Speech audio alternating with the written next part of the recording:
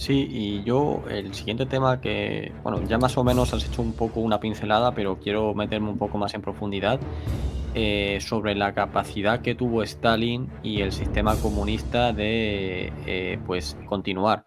Me refiero, los alemanes también esperaban que en parte los rusos estuviesen pues descontentos, ¿no? De cara a Stalin, de cara al sistema comunista y demás, ¿no? Y a la imposición que se les hizo, todas las matanzas que se produjeron durante la revolución, en Ucrania lo del Holodomor y demás.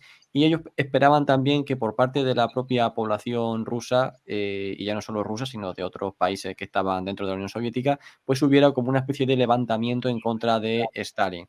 Además, pensemos que al propio Hitler, ¿no? Cuando todo se le viene encima, de cara a junio, julio del 44, sí que hay incluso una reacción, ¿no? Por parte de generales alemanes y de aristócratas y tal, que van a intentar asesinarle para quitarlo de en medio y demás. Pero es que aquí tenemos que, a pesar de que todo se desmoronaba en todos los frentes, todas las familias empezaban a perder la vida de sus hijos y demás, y a nivel político, pues los consejeros de Stalin podrían haber hecho algo para quitarlo de en medio y llegar a una paz o lo que sea. Aquí no, aquí vemos cómo el régimen comunista se mantuvo completamente en el sitio, o sea, vamos, o sea, con pies de acero y con puños de acero, y no se vio en absoluto, no se vio perjudicada en ningún momento, todo lo contrario, se Mm. fortaleció. Es curioso. Sí, sí, sí, sí, sí, sí, así fue. Es decir, yo creo que fue una combinación de dos cosas fundamentalmente, ¿no? Por un lado, la invocación al patriotismo de Stalin. O sea, Stalin supo, con una enorme intuición, supo por dónde había que ir. No, digamos, no lo presentó nunca como un combate ideológico. Era un combate por la supervivencia de la Unión Soviética, por la supervivencia fundamentalmente de Rusia. Había, y el estalinismo se caracteriza por eso, había una rusificación de la Unión Soviética que venía de atrás. Y al hilo de esa rusificación, la Segunda Guerra Mundial pues tuvo un papel muy relevante porque las invocaciones eran básicamente referentes al pasado histórico, al pasado ruso, ¿no? Por una parte. Esa apelación al patriotismo fue enormemente emotiva y fue de una enorme trascendencia y de un enorme impacto sobre la población. Y por otro lado, la política alemana. Los alemanes no entran en la Unión Soviética como liberadores, entran en la Unión Soviética como conquistadores. Ese es el enorme error.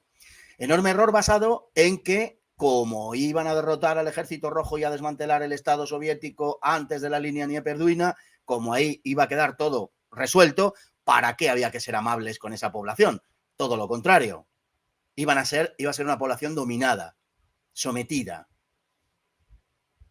Por lo tanto, no se necesitaba la adopción de determinadas medidas de carácter político, con algunas excepciones. El caso de los países bálticos, donde se iba a formar junto con Bielorrusia la Ostland, ¿no? La tierra del este, la frontera del este, en el noreste de la Europa germanizada. Esos eran habitantes de origen báltico y por tanto bueno, pues dignos habitantes del Gran Reich alemán, por una parte. Los ucranianos, que en definitiva, pues Ucrania es una entidad un tanto evanescente en cuanto a que está compuesta por dos grandes raíces culturales, por dos grandes procedencias culturales. De un lado, podemos decir, esa Ucrania pro-occidental, esa Ucrania católica, esa Ucrania que se relaciona con la Europa central, y luego la otra Ucrania, que es la Ucrania rusa, y ahí había digamos, una palanca que utilizar por parte de los alemanes en cuanto a su vinculación con los ucranianos, y al respecto de lo cual pues era particularmente partidario Alfred Rosenberg. Y luego estaba también, ya pues eso, llegaríamos en el verano del 42, los pueblos caucásicos. Esos tres pueblos eran pueblos, bueno, con los que se podía contar, por decir así, para una posterior elaboración política, ¿no? El resto eran eslavos que a los ojos de los alemanes, o a los ojos de la política oficial alemana, eran, digamos, despreciables.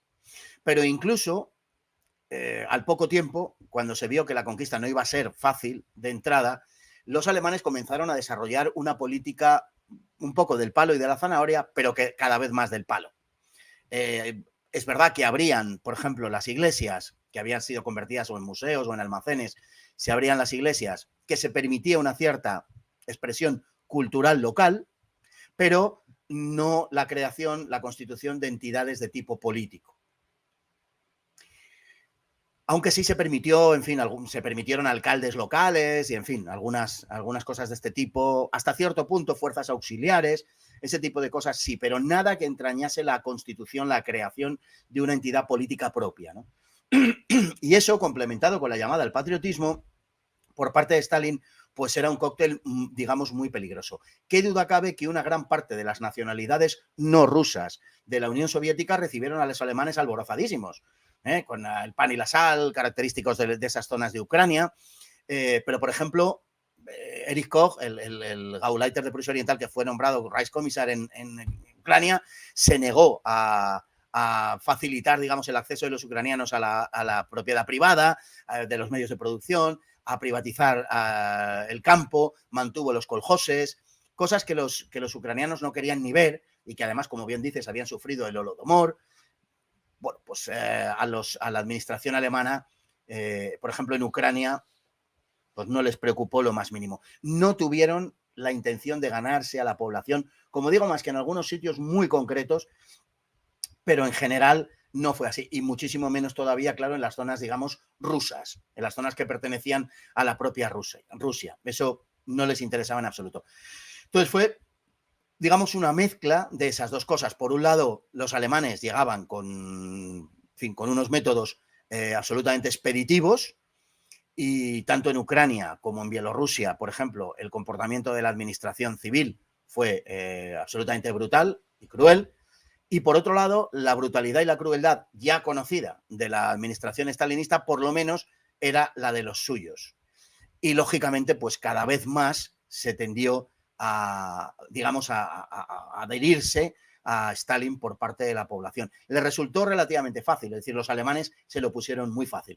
Si hubieran tenido esa intención de liberar, o si hubieran sabido jugar políticamente sus bazas para ponerse a la población de su parte, algunos de los cuales sí se los pusieron de su parte, como digo, sin duda ninguna, pero si hubieran sabido jugar esa baza, probablemente el resultado de la guerra hubiera sido otro. En mi opinión, el resultado final tiene mucho que ver con cuestiones esencialmente políticas más allá de lo militar.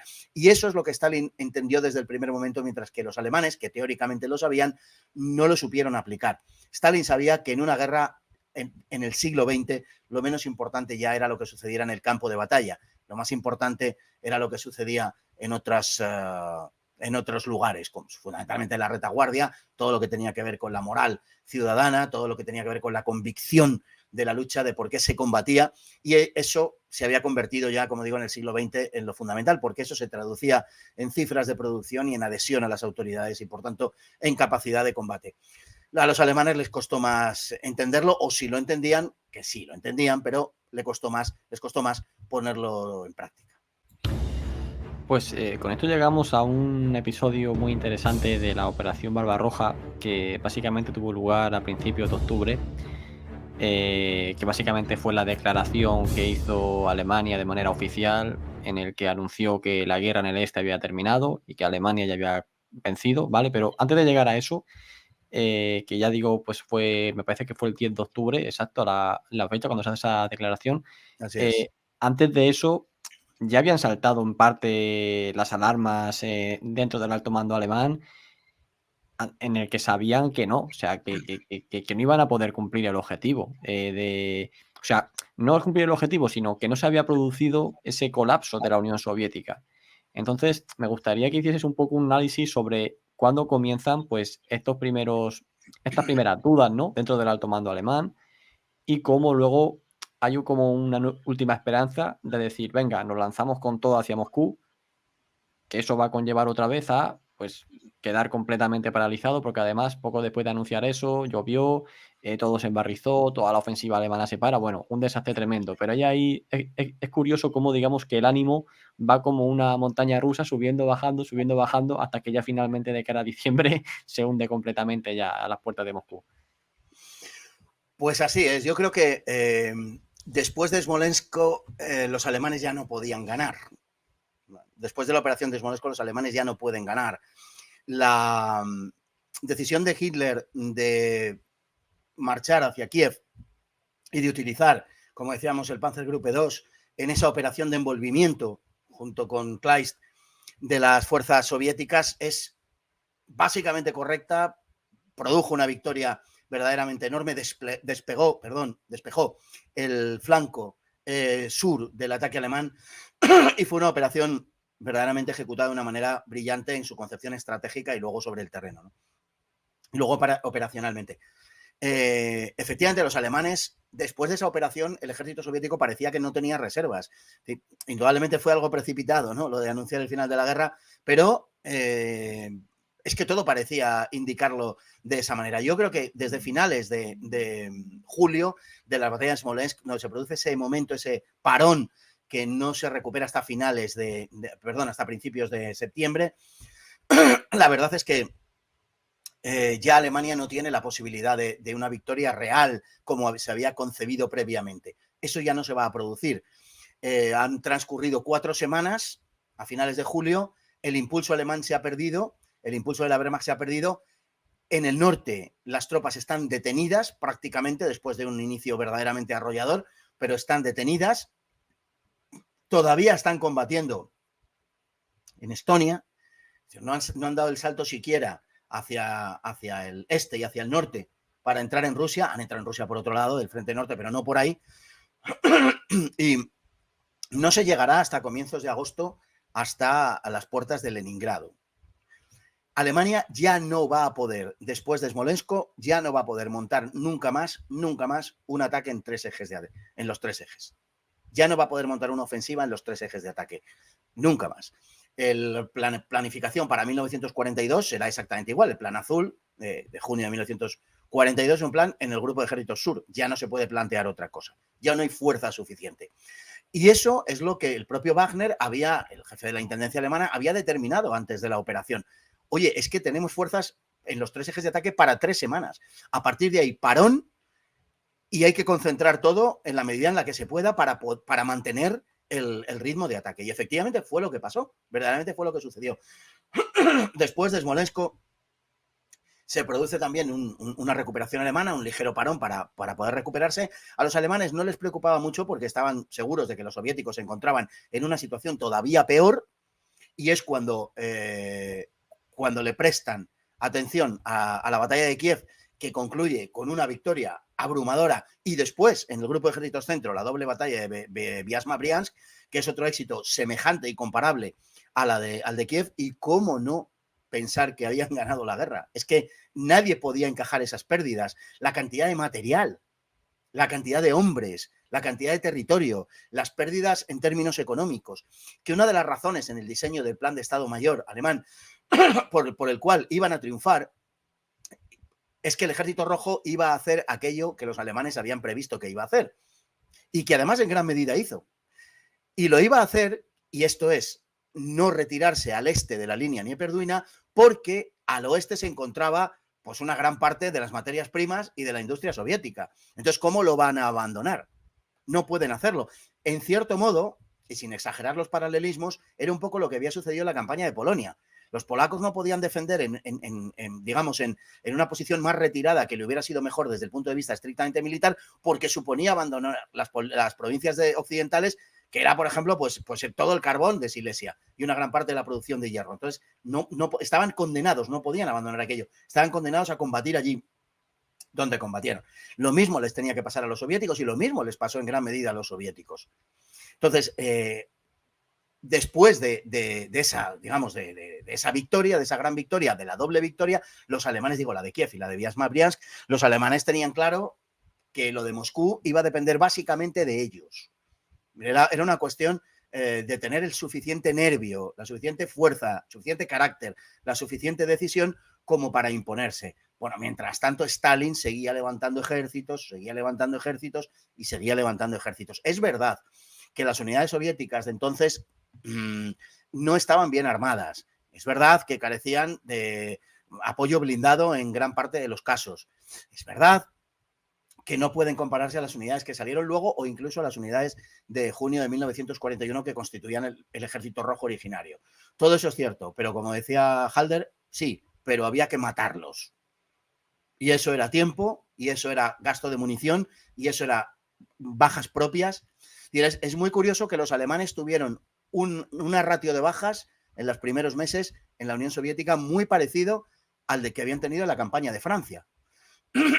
Sin embargo, en cuanto a muertos, la cantidad de heridos se había multiplicado por 3 y pico con respecto a los heridos de Francia. Es decir, la lucha era muchísimo más duro, el desgaste era muchísimo más duro y la pérdida de unidades por parte de Alemania, la pérdida de material por parte de Alemania no tenía nada que ver. Es decir, en verano por el polvo, el barro de la Rasputitsa en el otoño y luego, como verían, en la primavera.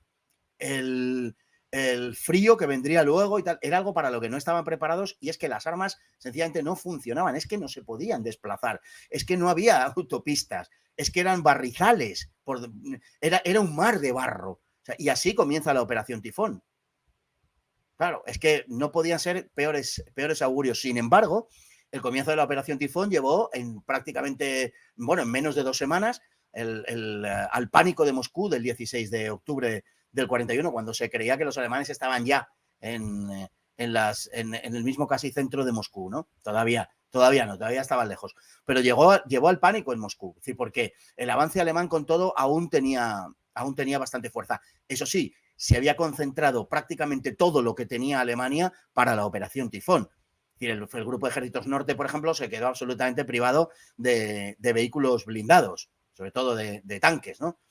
Bueno, pues esa fue la situación en los comienzos, bueno, lo que es para nosotros los comienzos del otoño y para ellos era ya los comienzos del invierno, porque es que el 2 de octubre, según dicen las crónicas, cayeron las primeras nieves, aunque no cuajara, ¿no?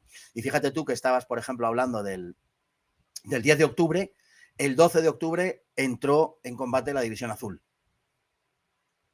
Cuando se creía, recordemos todo el episodio, cómo la División Azul recorre una parte del camino hacia Smolensk y es desviada al norte, y los propios españoles dicen, o sea, lo consideran un fastidio fundamentalmente porque no van a poder desfilar por Moscú. Incluso es que no van a llegar a tiempo, porque creen que los alemanes, claro, los alemanes han recorrido 2/3 del camino a Moscú a finales de julio, pero hasta ahí es donde han llegado. Ahí se detiene la batalla de Moscú, perdón, la batalla de Smolensk es una batalla que ganan los alemanes pese a lo que se quiera. Ahora hay una cierta revisión de la batalla que pretende decirnos que ganaron los soviéticos. Hombre, tampoco es eso, pero sí que es una batalla en la que, mientras que los soviéticos pueden asumir sus pérdidas, los alemanes no. Y ese índice de pérdidas empieza a ascender de una manera absolutamente preocupante. Pérdidas en términos humanos, repito, y pérdidas en términos materiales, que son brutales para un ejército que tiene la capacidad que tiene el ejército alemán. Pues muy bien. Yo creo que, bueno, no sé si hay algún tema más que te gustaría tocar, pero creo que lo podemos dejar aquí. Hemos hecho una radiografía completa de Barbarroja y ya, como os estoy poniendo aquí abajo, la continuación de este programa, o sea, lo que va a venir después, que por eso tampoco me quiero meter mucho, porque ya lo tenemos perfectamente explicado en el otro programa. Podéis ir, cuando terminemos este, podéis ir a ver el otro, que vamos, que es la continuación, y ahí se explica todo lo que ocurrió en el invierno del 41 y durante los primeros meses del 42. Pero yo, una última anécdota que me gustaría comentar, ya para concluir y tal, para que veamos, ¿no?, hasta qué punto los alemanes estaban convencidos de que pese a todo iban a ganar. Fue una anécdota que tuvo lugar en el grupo de Ejército Sur cuando se produce realmente el primer retroceso alemán a finales de noviembre, que Rundstedt se ve obligado a salir de Rostov y tal, que la acaban de tomar, y llega Hitler allí con el avión, totalmente enfadado, insultando a Rundstedt, destituyendo a Rundstedt y demás, a pesar de que luego pues otros generales como por ejemplo Dietrich le dice que no se puede hacer otra cosa, pero ahí se ve pues eso, ¿no? Que llega Hitler allí completamente extrañado como diciendo, pero ¿cómo me estás diciendo que no se puede continuar avanzando hacia el Cáucaso? En plan, no, a finales de noviembre y precisamente un par de días más tarde es cuando el 5 de diciembre ya se produce el contraataque generalizado en Moscú y en toda la línea de frente, que es cuando ya definitivamente pues la burbuja, ¿no? Que todavía piensan, ¿no? Ese pensamiento de que ya estamos ganando, termina de explotar por completo y además de manera radical y brutal, ¿no? Pues así es, el primer revés efectivamente es la evacuación de Rostov, fue la operación de repliegue hacia el río Mius, que no se autorizaba porque, bueno, además se llegó a una situación de compromiso un poco absurdo. Hitler quería que resistieran, pero unos cuantos kilómetros delante del río Mius y no tenía sentido. Y le convenció el propio Sepp Dietrich y se le cuadró y le dijo, mi Führer, no. Dijo, esto es un disparate, no tiene sentido. Dietrich mandaba la ley estandarte que estaba en el grupo de ejércitos sur, efectivamente dirigido por Rundstedt, y que había sido la que había tomado Rostov. Y bueno, no era dudoso al respecto, y efectivamente pues se produjo ese repliegue finalmente autorizado. De hecho, Hitler volvió a utilizar, como sabemos, posteriormente a Rundstedt, de tal manera que, en fin, no fue una destitución como en otros casos donde no Sí, sí. volvió ya nunca más a saberse de él, o en fin, o fue enviado a alguna localidad de provincias, o fue pasado a la reserva, pero porque se dio cuenta de que efectivamente la situación era así. Pero como bien dices, eso lo que revela es que, bueno, aquello eran, digamos, reveses momentáneos. Claro, hay una cuestión que a lo mejor había que haber planteado desde el principio, no lo sé, pero hay una cuestión al hilo de lo que he comentado, que tenemos una visión de la Segunda Guerra Mundial que, en mi opinión, no se corresponde con lo que verdaderamente probablemente fue, sino que está lastrada por las conveniencias de la época de la Guerra Fría y otras cuestiones no menores, por cierto, pero en fin, en ese sentido, y es que, digamos, aquí es muy importante a la hora de reconstruir el relato los intereses, como digo, de la época de aquel momento y los intereses de los generales alemanes también, por ejemplo, para rehabilitarse de cara a la opinión pública y de cara también a los aliados que habían vencido. Hay que hacer una verdadera revisión de la guerra. Hoy parece que es una palabra maldita, ¿no? No se puede hablar de revisión porque esto es una cosa. No, hay que hacer una revisión de la historia permanentemente, hay que estar revisándola. Y lo que creo que hay, sinceramente, es un cierto desenfoque desde ese punto de vista. Quienes estaban en Rusia en el año 41 no tenían tan claro que iban a ganar. Es decir, aquí lo que se nos ha contado, por ejemplo, es que para los alemanes todo iba bien hasta que empezó a hacer frío. Empezó a hacer frío y entonces todo se fastidió y tal. Bueno, no es así realmente. Como digo, desde julio de 1941, es decir, a las 4 semanas de combates, ya los alemanes tienen muy serios problemas. Los tienen desde el principio por la resistencia soviética, para empezar, pero desde julio de 1941 los alemanes tienen muy serios problemas de todo tipo en la Unión Soviética y ya saben que no pueden atacar más que en un eje de ataque, por ejemplo. Es decir, ya a partir de ahí están en gran medida atados de pies y manos. Es decir, no es la historia de un paseo triunfal que concluye con la primera nevada y a partir de ahí se da la vuelta a la campaña y tal.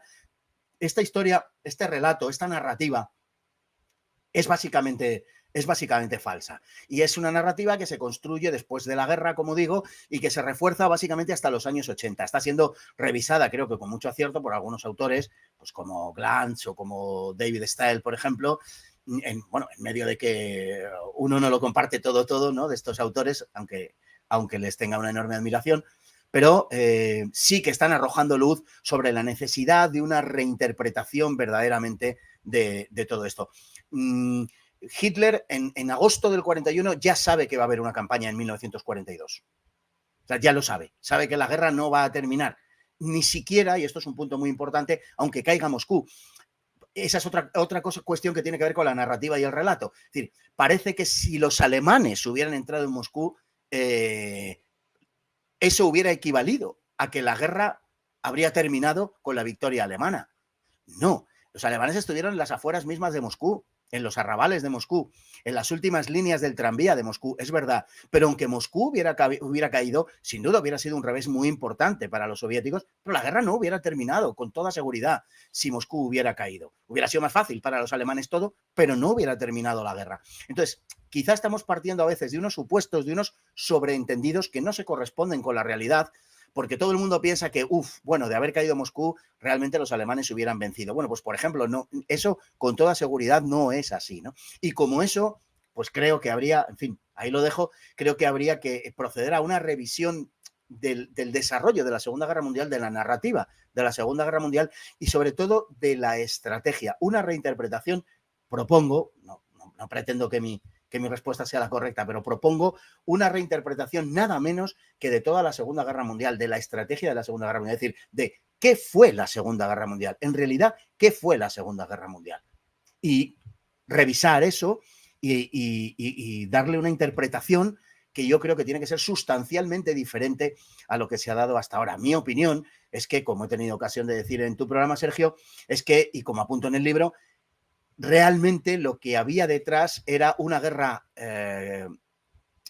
que se iba a producir sí o sí, que era esa guerra intercontinental, y unos conflictos que se trataban en el fondo de evitar para que la hegemonía alemana se asegurase de otra manera. Al hilo, yo creo que de esa visión se pueden interpretar mejor las cosas, es decir, esa interpretación yo creo que nos da una visión de las cosas, creo que más completa y sobre todo en el del caso que nos ocupa, de la campaña contra la Unión Soviética, de la campaña de Barbarroja. Pero bueno, entiendo, en mi opinión ese es el gran libro por hacer, de verdad. Esa reinterpretación de lo que fue la Segunda Guerra Mundial de verdad. Y bueno, yo sé que a mucha gente le podría chocar todo este asunto, ¿no? Y pensar que, como hemos dicho al principio, que lo que perseguían los alemanes no era tanto una guerra como la hegemonía. Si había que pagar el precio de la guerra, se pagaba, pero no buscaban la guerra, ni muchísimo menos, que de hecho trataron de evitarla tanto con Gran Bretaña como con la Unión Soviética, y que la guerra que sí preveían era la guerra contra los Estados Unidos. En ese sentido, creo que debería haber un reenfoque de verdaderamente qué es lo que fue la Segunda Guerra Mundial. Sí, sí, o sea, a mí me parece muy interesante cualquier nueva línea de investigación. Al final, y lo digo yo por experiencia porque estoy aquí ahora mismo de guía en Normandía, lo que trasciende siempre son los tópicos. Tópicos, tópicos, tópicos, que además se van cambiando a lo largo, se van Sí. modificando dependiendo del país hegemónico del momento y aquí pues nos llega lo que nos llega. Entonces, me parece muy positivo, como comenta, pues abrir nuevas líneas de investigación, replantear batallas, replantear motivos de un bando y de otro, porque al final, claro, lo que le llega a la gente son 4 tópicos completamente resumidos y eso al final pues no va a ningún lado, ¿no? Pero bueno, lo dicho, yo Es, creo no, que saque sí, es normal, Sergio. O sea, quiero decir que esto no sí, es, sí. por supuesto, una censura absolutamente para nadie, ¿no? Pero la cuestión de Barbarroja, por terminar, ¿no? La cuestión de Sí, Barbarroja sí. o sea, siempre nos han contado ese relato. De Barbarroja lo que hemos tenido sobre todo son relatos. Es decir, los alemanes atacan, no se nos explica muy bien por qué atacan, y sabemos, bueno, se nos habla de confusas razones, que si el Lebensraum, que si tal, que es un tema que también habría que, yo creo que tocar con precisión, porque desempeñó un papel muy distinto al que normalmente se cree.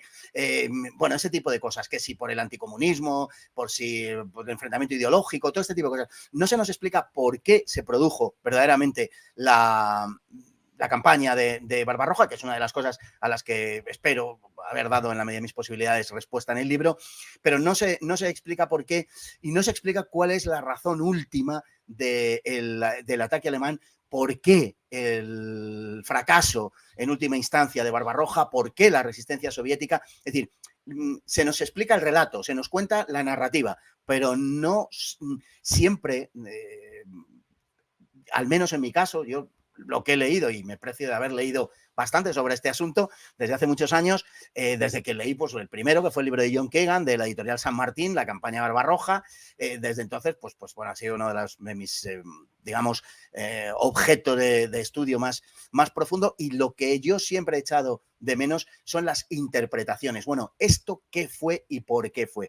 La narrativa nos la conocemos todos, las batallas, grosso modo, etcétera, pero qué es lo que estaba en juego y por qué se produjo y qué es lo que perseguían los objetivos de los participantes. Y en ese sentido echo de menos interpretaciones, no solo de Barbarroja, digo, en general, ¿no? Que se arroje luz sobre la interpretación de qué fue aquello, más que volver a, que es lo que no he hecho en el libro tampoco, volver a la enésima narrativa militar del asunto, sino explicar, ¿no? Sí, sí, no, no, pues perfecto. O sea, yo me lo leí hace un mes y nada, espero que con este programa pues se haya visto completado el libro, o sea, para todas las personas que decidan comprarlo, que como digo, dejaré aquí el enlace en la descripción de la editorial HRM. Y nada, pues espero que hayas estado cómodo en el programa y seguro que coincidimos en alguna ocasión más para seguir analizando pues cualquier episodio de la Segunda Guerra Mundial o incluso de otra época. Fenomenal, pues yo encantado, ya lo sabes, que además tu programa lo sigo con habitualidad, o sea, me he visto una gran parte de ellos y mira, fue ayer o anteayer, no recuerdo, pues estuve viendo uno de Carlos Caballero, que es una auténtica eminencia en estos asuntos y la verdad es que tienes un canal magnífico, Sergio, te lo quiero decir en público ahora que hemos terminado el programa y no se puede malinterpretar la valoración. Pues muchas gracias por tu valoración y insisto, dejo a la gente pendiente continuar viendo el segundo programa que tenemos, precisamente sobre la operación Tufón y la posterior batalla de Moscú. Así que nada, pues un saludo a todos y nos vemos en el próximo Un programa. saludo, Hasta pronto. hasta pronto.